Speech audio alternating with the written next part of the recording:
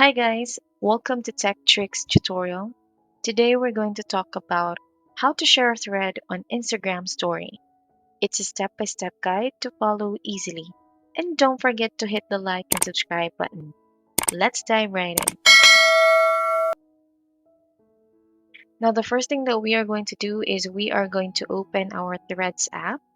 So in our feed, so we can just scroll down and look for a post that we want to share on our Instagram. So say for example, I want to share this thread to my Instagram story.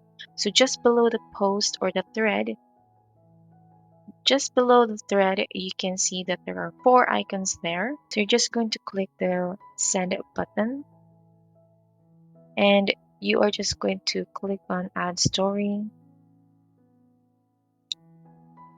And there you go. So you will be directed to the Instagram story.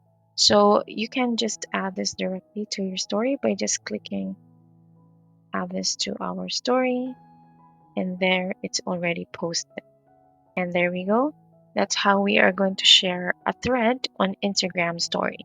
And there we're able to share this thread on our Instagram story.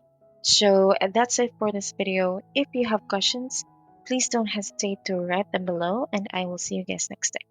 Bye.